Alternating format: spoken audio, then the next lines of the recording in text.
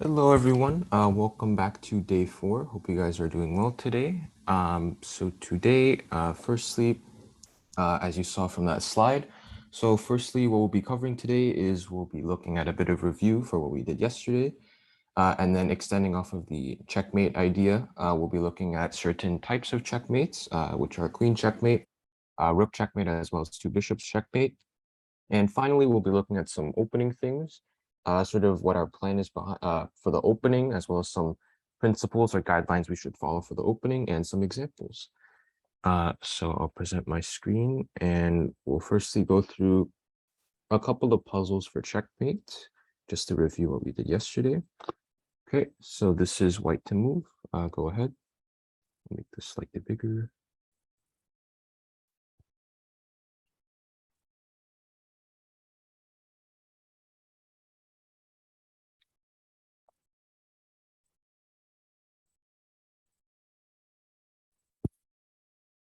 Move the knight to E7. E7, so right here. Yeah. So that's a good try. However, this isn't exactly checkmate because knight to E7. So firstly, with checkmate, our first criteria has to be attacking the king firstly. So the first move has to be a check. And knight E7 wouldn't exactly be a check because the knight it attacks in an L shape. So knight E7 wouldn't be actually attacking the king. And also with knight E7, the king can simply take the rook as well. So that wouldn't be checkmate. Rook to E7. Yeah, rook to E7 is another good try. However, that wouldn't really work either because rook E7, if we play rook E7, then there's simply king takes D5, and then the king would be able to run away. You move the rook to d6. Rook to d6, that is correct. So rook d6 is indeed checkmate because the knight controls e7, the f pawn as well as the rook control f6, and d7 is controlled by the rook, as well as the square the king is currently on. E6 is also controlled by the rook. So a couple more. Okay, black to move.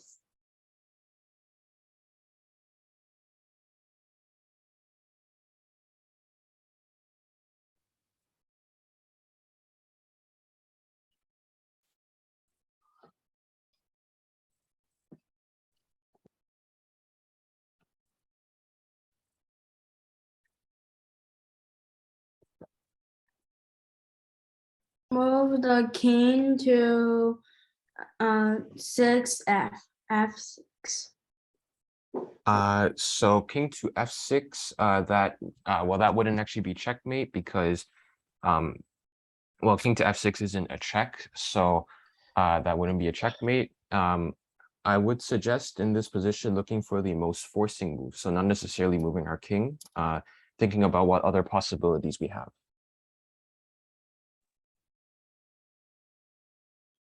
Pawn to e1, capturing the rook. And that promotes to which piece? Queen, I guess. Yep, that is correct. Promoting to a rook as well, that also works. Basically, we're using the queen or the rook's ability to cover the whole first rank or the back rank for white.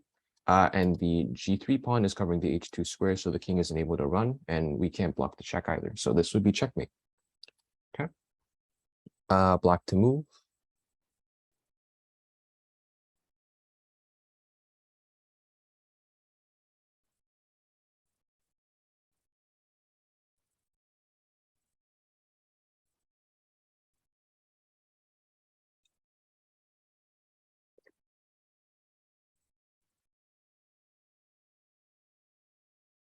Rook from e2 to e1. Good try. However, if we play rook to e1, you'll see that the rook on c2 is no longer actually defended, and then there'd simply be king takes c2. Oh, all right.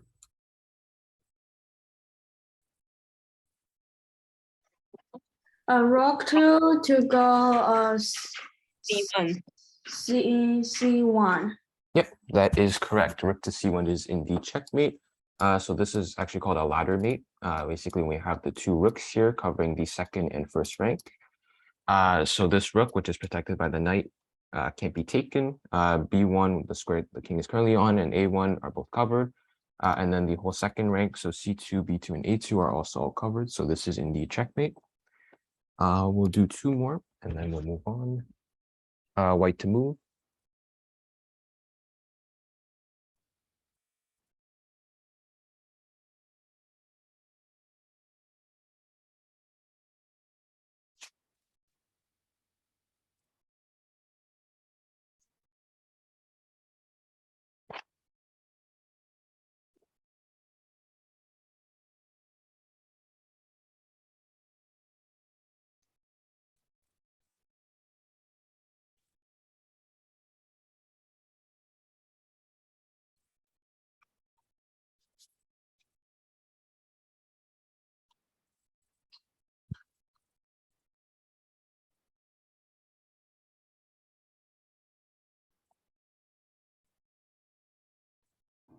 Knight to b6. Yep, that is correct. This was a bit of a trickier one. Knight to b6 is indeed checkmate. So the pawn can actually take because this is something called a pin, and basically if the pawn takes, then the queen would be able to take the king, so the pawn can't legally move. And the knight, it can from b6, it controls c8 as well as d7, which are the only two legal squares for the king. And there's no way to block a knight check, so this would be checkmate. We'll do one more.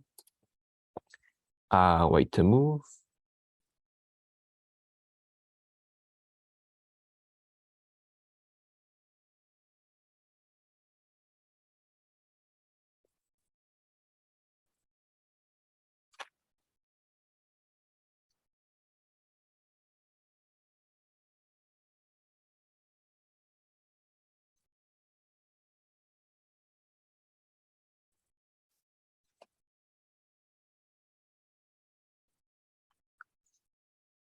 Pawn to h3. Yes, that would be checkmate. Pawn to h3 is indeed checkmate. Firstly, it's attacking g4, the square the king is currently on. G5 is protected by the f pawn, and the rooks patrol the h file and the f file, so the king can go to the h file, h5 or h4, and f3 is covered by the rook as well as by the king. So this would be checkmate. Okay, so just a bit of brief review. Now we'll move on to what we'll be covering today, which is checkmate with certain pieces. So I'll share my screen in a second. Let me just quickly set up a position. All right, okay, so the first checkmate that we will be looking at is king and queen versus king. So this is, once you understand the general concept of this, it's pretty easy to do. So when you have king and queen versus king, what you want to do is place the queen a knight's move away from the king.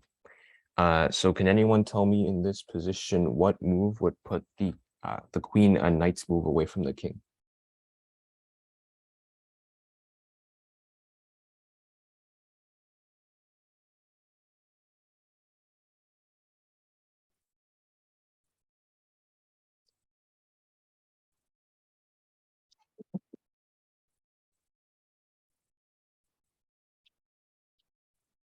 So by a knight's move away from the king, what I mean is, if the queen were a knight, which square can we put it on? Where it would be, if it was a knight, it would give check to the king.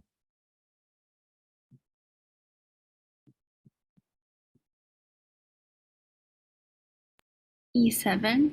Yep, that is correct. Queen to e7 is indeed the best move in this position, because as you can see, this is a knight's move away. If the queen were a knight in this position, then the knight, or supposedly the queen, would be giving check to the king.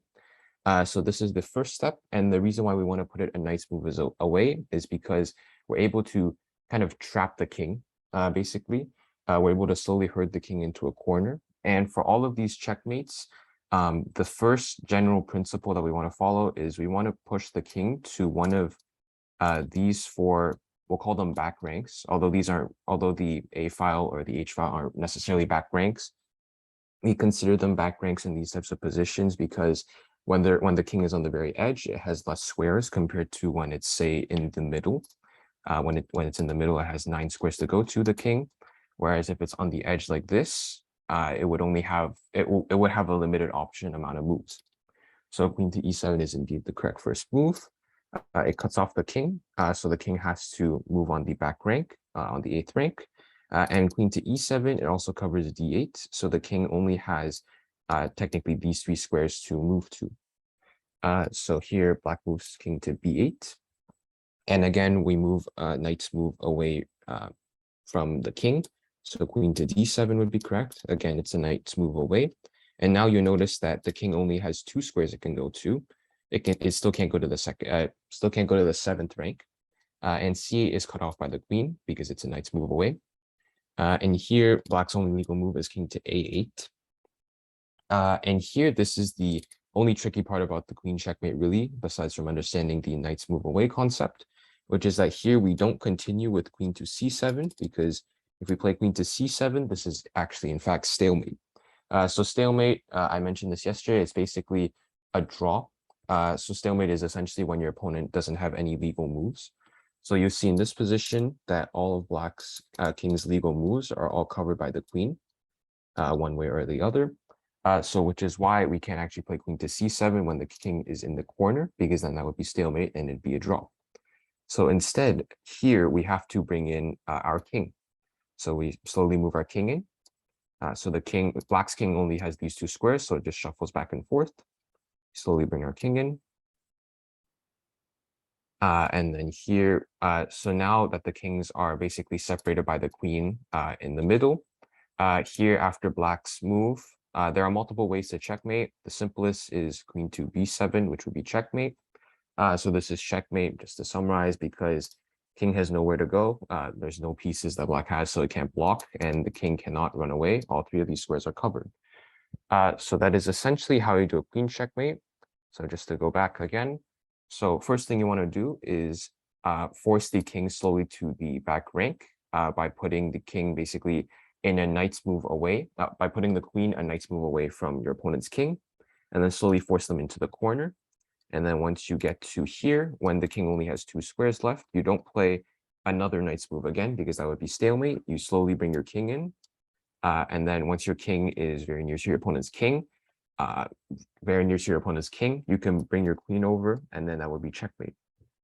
So king to c2. Basically, we bring the king in as far as it can, and basically as far as until it can protect the queen when it goes to a7, b7, or well, not necessarily c7, depending on if it's check or not. And then here after black's move, we play queen to b2, queen to b7 checkmate. So that is how the queen checkmate works. I will set up another example. I'll stop sharing for a second. I'll set up another example, and then we can try it. So let's see. Okay. All right. Okay. So here, so this is another scenario that can happen if the king is in the middle of the board. So let's say black played their king into a knight's move away from the queen already. So here you can move the queen to another square where it's a knight's move away from the king, or you can simply move your king closer. So those are the 2 options. So that's what you do if the king is already a knight's move away from your queen and it's your move. So you can either move your king closer, or if you can't move your king closer, you can move your queen to another square, which is a knight's move away, such as e3, for example. So queen to e3, and then the king can move to c4, let's say, king to c4. Then you can move it again, a knight's move away, like queen to e5, for example. And then you'll notice that the king is slowly pushed towards the edge. And then once it's in the corner, we can move our king in and then deliver checkmate. So here, okay, so we'll try an example. So let's say in this position, I'll play black. So say king to b4. So what can white do in this position?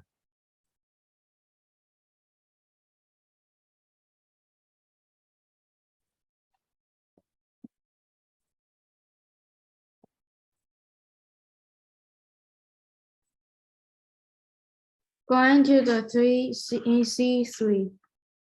C3, yep, that is correct. Although it's not a knight's move away, it still works because we're slowly pushing the king, as I mentioned, to basically this back rank. So queen to c3 is still okay. Although it's not a knight's move away, it still does push the king. Say I play king to b5. What can white play here?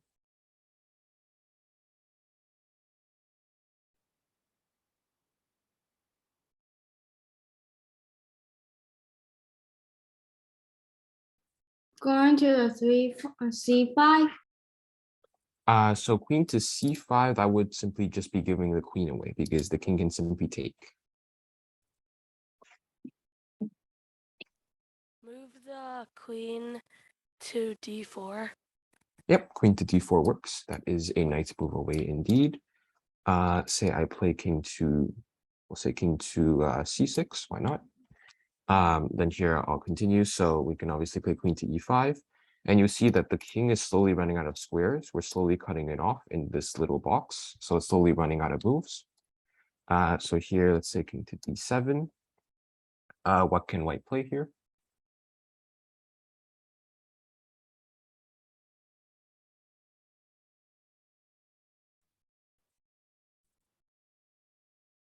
Going to the F6. Yep, that is correct. Queen to f6 is indeed the best move. Going to c5 is also a knight's move away. However, if you'll notice that if you go to c5, then we're letting the box become a bit bigger. So that would take a couple more moves. Whereas if queen to f6, you'll see that the box is getting even smaller. The king doesn't have the 6th rank anymore, and it's a bit more cut off. So it's getting closer towards this back rank now. So here, say king to e8, and you'll see now we've managed to successfully force the king to the back rank. So what move can white play now? g7. Yep, queen g7 is indeed correct. And now we've controlled access to the 7th rank, so the king cannot get off this 8th rank. So black's only legal move, king to d8, queen f7, king c8, queen e7, king b8, queen d7, king a8. And now what should white play? Slowly move the king Mhm. to where the queen is. Yep, so suggest display the king. Yep, go ahead. C3. Sure. Okay, king c3, king b8. And then, like you mentioned, we slowly bring the king in. Okay. Then king to b6, we'll say, king to a8. And here there's multiple checkmates in one. Go ahead and suggest one. B7. Sure, that works. Queen to b7, that is indeed checkmate. All the squares that black can go to are all covered by the queen, protected by the king. So this is indeed checkmate. So that's how the queen checkmate works. Next, we'll move on to the rook checkmate. I'll quickly set that up.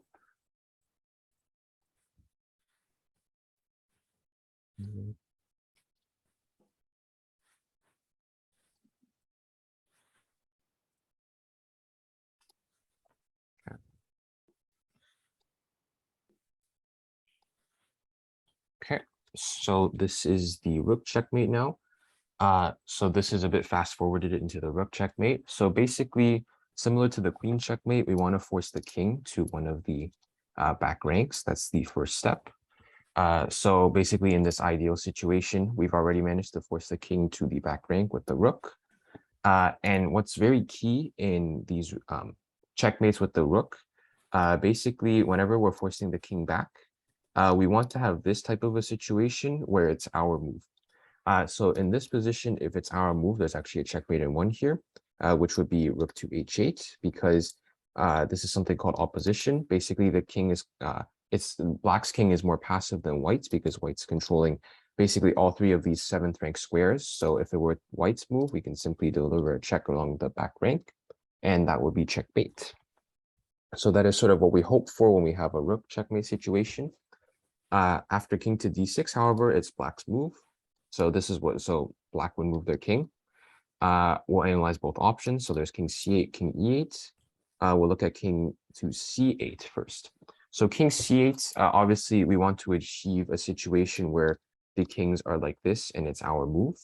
However, after king to c8, you'll realize that if we follow king to c6 to try to get this type of a situation, you realize that it's black's move. So black will move their king again, and we'll have to try to find a different way to achieve that type of position. So instead, after king to c8, we have to lose a move per se.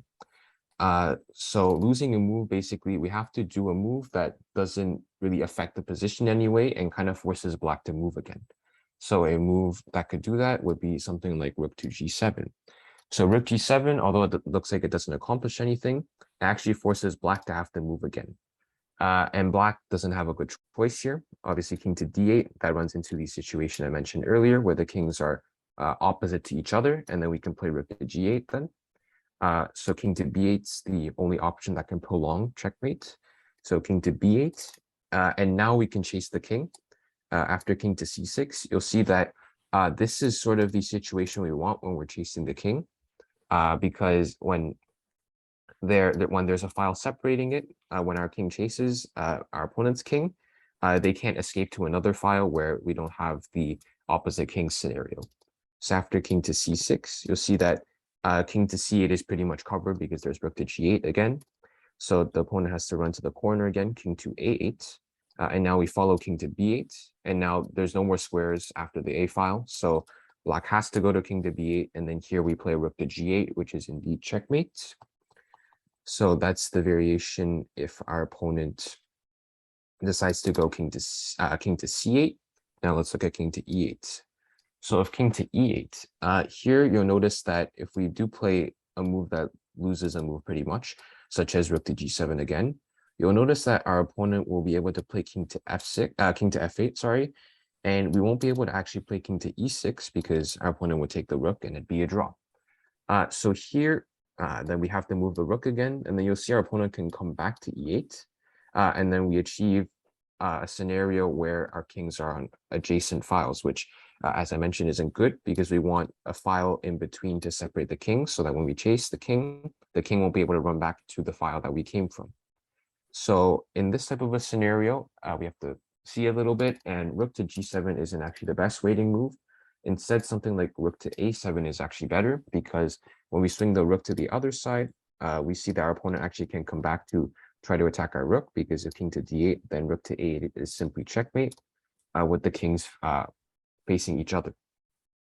So our opponent here, he has to go king to f8, and this is similar to the scenario where we had the rook on this side and the king over here. So if you look at something like, we find the variation here. So if you look at this, this position is really similar to the position I just demonstrated, which is right here. It's basically just kind of flipped.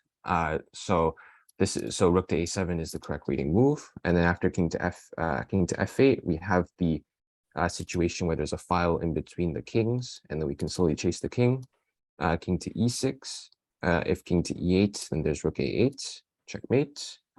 And if king to g8, then we continue to chase the king. King to h8, and what should white play here?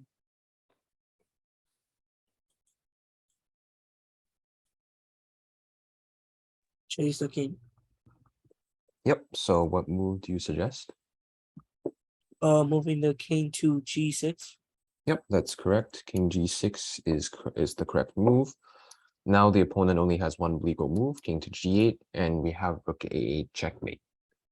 So that's what happens when the king is on the back rank. It's pretty similar when the king isn't on the back rank.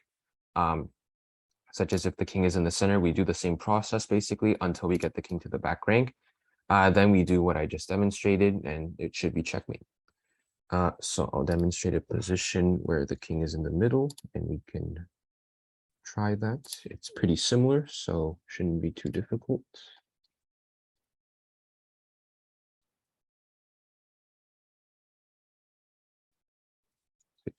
Somewhere here. Okay. Okay, so in this position, okay. So here we don't, unlike the other position, we don't actually have the king completely cut off yet by the rook. So the king is currently on the 6th rank, so we can cut off as much space as possible currently. So the correct move here would be to play rook to h5 firstly. So we can cut off the king, so the king no longer has access to the 5th rank, and it only has the 6th rank, the 7th rank, as well as the 8th rank to basically move the king around on. And after rook to h5, there's no threat of the king being able to infiltrate past the 5th rank, so we can slowly bring our king in. And then we should be able to sort of repeat the process I demonstrated earlier. So here, black, for example, let's say they stay on the 6th rank to try to stay as active as possible, king to c6. We can bring our king in, king to d3, and then say king to d6. And then say here we play king to d4 to get the opposite king scenario. In this type of a situation, since it's not on the back rank, it's okay if we have the opposite king, since we're going to be able to push our opponent's king back anyways. So if our opponent plays king to e6, what should white play?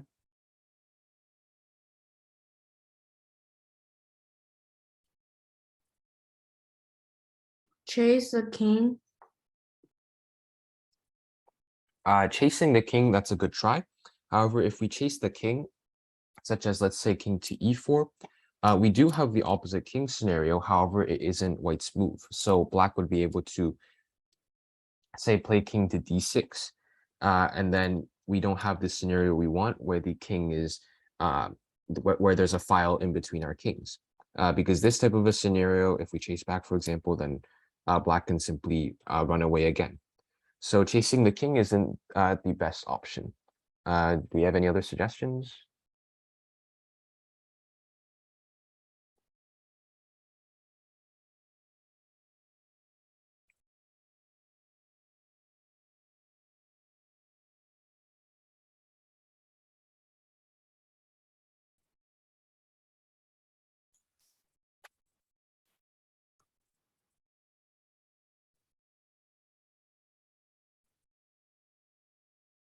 Okay, so here I'll give a hint. We have to play a waiting move, or like we have to kind of lose a move in a sense and make it black's move.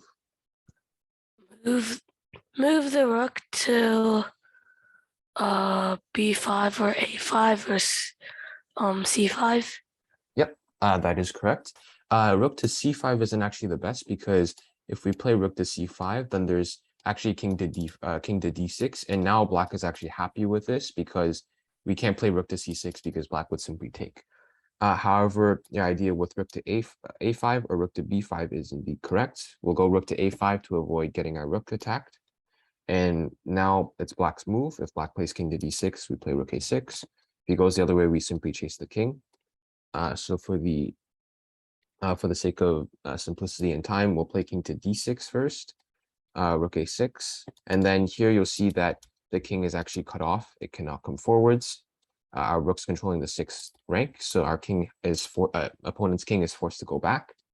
Say king to d7, king to d5, and here we get the same scenario as earlier, except this time our rook's over here. We still have the opposite kings, so if king to c7, then here, similar to before, we play a waiting move or losing a move pretty much. You can swing the rook over to h6 or g6 or f6, they all work. And then here we slowly chase the king. And then here we play rook h7. Here, let's say king c8, then we play king to c6. And then let's say king to b8. So what should white play here?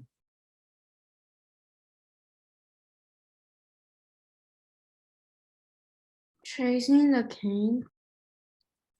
Yeah, so chasing, that's a good try, but chasing the king here wouldn't actually be the most accurate move. Although chasing the king still wins, but it's not as accurate because here we again don't have the scenario where the kings are separated by a file, because the kings are basically like a knight's move away currently.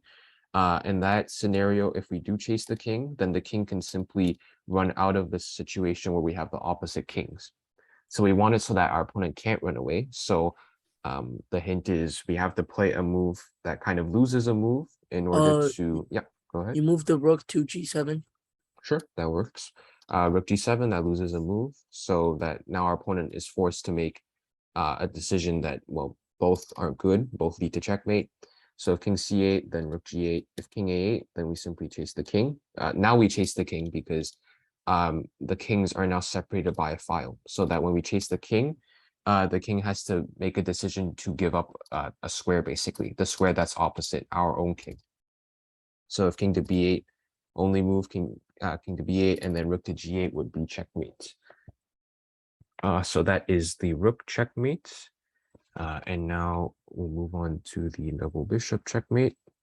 Is everything clear so far? Any questions?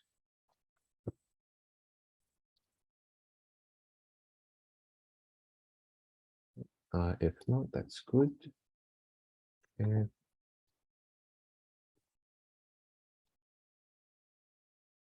okay, so for a bishop checkmate, same thing. Firstly, force the king to one of the back ranks. This time with a bit of a different method. So for two bishops checkmate, we want to try to get the bishops to any two of these central squares. So for an example, we can play our bishop here. So this is the ideal scenario to start off with, and then we bring our king in beside the bishops, and then we slowly take away squares from our opponent. We slowly move our bishops further, and then further, and etc. So to demonstrate, so bishop to e4, and then bishop to d4. And then you'll notice here that these bishops, they do a great job of slicing into black's position. And you'll notice that black is limited on their squares here. They only have, I'm not going to count that, but they're limited in squares because these two bishops in the center, they control a lot of squares. So black's king is very limited.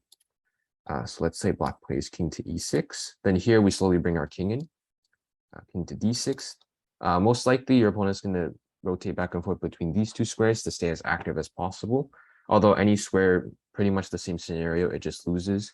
In fact, here, if you actually move back, then there's possibilities for us to even move forwards to try to achieve the same sort of bishop structure that we have right here. So king to d6, and then here we play king to d3. So here, basically with two bishops checkmate, you want to get your king to either a square like c4 or a square like f4, or even c5 and f5 if possible. Basically, because the idea is once we get our king to one of these two squares, we want to move one of these two bishops in order to control one of the squares that the king is currently on, one of these two squares. So you'll see here after king to e6 and king to c4. After a move like king to d6, we can play bishop to f5. So bishop to f5, now it controls this square. So our opponent, it no longer has this square, so they are forced to, let's say, play king to c6. And after king to c6, you'll see that we can play a move like bishop to c5. So the reason why we want to move our king to either c4 or f4 is basically you'll notice that after king to c4, once our bishop leaves to f5, you'll notice that this square would no longer be defended by the bishop. The bishop is currently defending it, but once it moves to f5, sorry, it won't be controlling the square. So I can show, let's say I go to f4 instead. Here, if I want to try to take away the e5 square, then if I play bishop to f5 here, then you'll notice that this the d5 square is now open. However, when my king is on c5, you'll see that this square is actually controlled by my king, which is why we basically have to move the king to the square where the bishop will no longer control when it tries to cut off the king. So after king to d6, we play bishop to f5 and say king to c5 to stay on the 6th rank as active as possible. Here we can play the other bishop to c5. And these two squares are both cut off for the king. These two squares are cut off. So now the king is forced to move back another rank. So say king to c7. And here you'll notice we can play a move like bishop to e6. And if our opponent comes back, then you'll see we can play bishop to d5, for example. And you'll notice that our bishops, which were originally here, we have managed to move them up one rank. And you notice that the king's squares are actually even more cut off. I'll highlight those. You'll notice that the king is actually more cut off. Now it actually has less squares to work with, even less squares to work with. So this is why we slowly move the bishops in order to sort of take away squares from our opponent. So for the sake of time, bishop to d5. And then here we want to control this square. The bishop occupies this square, so we don't have to worry about this square. So the king will rotate between these two, play king to b5, king to here. And here, if the king is already controlling the this square, then we can play a move that loses a move pretty much. For example, a move like bishop to b3, so that the king is forced to come back to c7, and then we can play bishop to e6. So king to c7, bishop to e6. You'll see that this square is now controlled. King to b7, let's say, then we can repeat the process with bishop to b6. And now the king is forced to the back rank. King to b8. In fact, the king actually has only has 3 squares to work with. And here, this is actually pretty lucky because we got the king pretty much in the corner already. If the king were in the middle, then we would slowly take away squares from the opponent by moves such as bishop to d7. So you'll see here, for example, our bishop here on e6 is actually taking away the c8 square, which is similar to something you would do if black's king were in the middle. You sort of would play moves to take away each individual square one at a time until the king is forced into the corner with pretty much these 2 squares and maybe this square. So here in this position, white would play a move like king to a6 to take away the b7 square. And now you'll notice that the king only has 2 squares to work with, the a8 square and the b8 square. So now black would play king to a8. And then here, you'll see that black only has 2 squares left. And here, we would like to play bishop to c7 to take away this square. However, that would lead to stalemate because the king would no longer have any moves. All of these squares are controlled by the king and the bishop. So instead here we play a move again that loses a move. So we can, doesn't matter where we go, anywhere on this diagonal, we can play a move like bishop to g1, for example. So that now when king to b8, we actually have a move like bishop to h2 to give check to the black king. And since it's a check, it won't be stalemate. So I'll demonstrate king to b8, bishop to h2. This is a check. Black's king cannot go to c8 because it's controlled by the bishop. So black comes back, and then we can play bishop to d5, which is checkmate. The two bishops do a great job of controlling all the squares that black king can go to. So that's how to do a bishop checkmate. For the sake of time, we won't do another one. So now I'll move on to the next topic we have, which is openings. So for openings, I'll stop sharing for a quick moment. Okay, so for openings, there's a couple of principles we follow for openings or guidelines. And these four are pretty much developing our pieces to active squares, taking the center and trying not to move the same piece twice, as well as getting our king safe through castling. So the first one is developing pieces. So developing pieces is pretty self-explanatory. You pretty much move your pieces out into the middle. And basically in chess, these four squares are the most prized squares on the board because on these four squares, pretty much the pieces have the most value because they see everywhere on the board. Like for example, in the bishop checkmate example, you can see that the bishops were doing a great job of controlling a lot of squares, which is why the center is really valuable. And so we develop our pieces so that we can take over these four central squares. So for example, move like knight to f3. That controls the e5 square as well as the d5 square. So it controls two of the squares. And one is even in black's territory because we consider these four ranks to be blacks and these four ranks to be whites because the board has eight ranks, so we can split it into two. So a move like knight to f3 is a good developing move. So the next example would be taking over the center. So taking over the center, we want to take it over with the piece that has the least value. So if you remember the point system from a couple of days ago, we want to, so the pawns are worth 1 point, which are worth the least, which is why we want to move a pawn first into the center so that we use like a very low value piece in order to take over the center, which is really valuable and really, and it's very useful. So a move, for example, like e4 is very popular. Another move is like d4, for example, which is really popular. E4 is really popular because it takes over the e4 square. Also covers d5. Besides, d4 also controls e5 and also takes over the d4 square. So those are pawn moves. There's also other ones such as c4. So c4, although it's not a central pawn, it does control the square d5, which is why it's also an acceptable move. And one more thing to mention, f4 is also playable, but there's also ideas of maybe checking the king along this diagonal. It's still an acceptable move, but just something to be aware of. And then not moving the same piece twice. So this one I'll explain pretty much. When we're developing our pieces in the opening, we want to get our pieces out as quick as possible so that we can fight our opponent's position. And if we move the same piece twice, in openings, there are certain openings where you have to move the same piece twice for specific reasons, but usually we try not to because if we move the same piece twice, the second time we move a specific piece, we're kind of wasting a move per se because we're using that move to move the same piece where we could move sort of another piece and develop another piece to get our position active. And then finally, there's king safety. So just to quickly demonstrate what that would look like, let's say in some position like this. So here we can, you can see white is already castled. This is king safety. We try to get our king safe, and you'll see there's a lot of pieces surrounding it to defend the king. And one more thing about openings is that openings are usually complete when the two rooks are connected. What that means is there's no other pieces on the back rank, besides from maybe a king that's castled. So that's when the opening is finished. So I'll quickly show an example of that. So the first opening we'll show is the Queen's Gambit declined. So this is an opening played by white.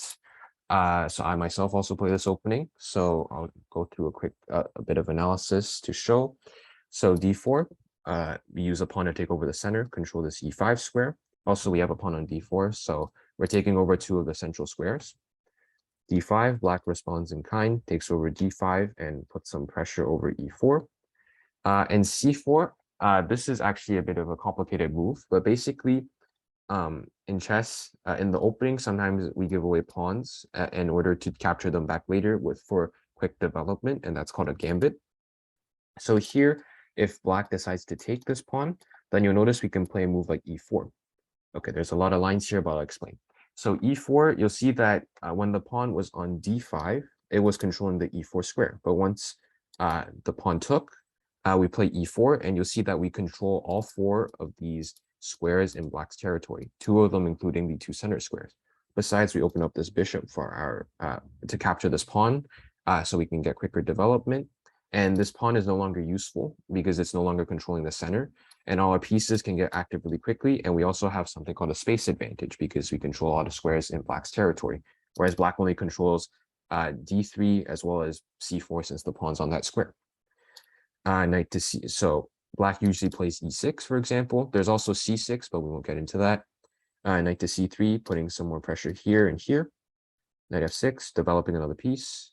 Bishop to g5, developing. These are all developing moves. And here we play d3. We don't play d4 because I would lose a pawn. So d3, the idea with d3, as you saw with the arrows, play bishop d3, move the queen to c2, and then castle, and then you'll see our rooks are connected. So black develops in kind, and you'll see here, this is sort of the plan I mentioned. The rooks are now connected. The king is now castle. Both kings are castled, so there's good king safety. All of white's pieces are off of the back rank and are all active. And this would be, in fact, an example of an opening. Another quick example I'll show is the Sicilian defense. This is an opening for black. So white plays e4 and black plays c5. So c5, like I mentioned with the idea of c4, it controls d4. Knight f3, it wants to facilitate the d4 idea to take over the full center.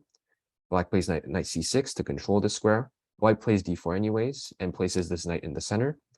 And black plays g6 here in order to put influence along this diagonal as well as control, sorry about that, e5 and d4. So now there's pressure on this knight. And then black plays knight f6 to maybe put some pressure on this e4 pawn as well as control the d5 square. Bishop to c4, develop another piece, put some influence on this d5 square. And black castles, king safety. White plays a move to back up just in case there's some threats on the bishop. d6 to open up this bishop to develop. White plays f3. This is more of a move that's specific to this opening. Bishop d7, developing another piece. There's no other squares for the diagonal, for the bishop to go on for this diagonal. And going to e6 would simply lose a pawn. So bishop d7 is the best we can do. And after castles here, this is an example where we can play the same piece twice. But you can see here that both sides are castled. There's good king safety. Black's pieces are all out. The queen will get out probably on the next move, and the rooks will be connected. White, similarly, all of their pieces are out. The rooks will be connected, and the queen would get off the back rank soon. So those are 2 examples of openings. And now, just to end off class, we'll split into breakout rooms to practice the 3 checkmates we discussed earlier. And yeah, that will be about it. So I'll split you guys into breakout rooms now. And also, Benjamin and Pio, would you guys mind staying a bit afterwards, after class is finished? Thanks a lot. Yeah. Okay, I'll move you guys to breakout rooms.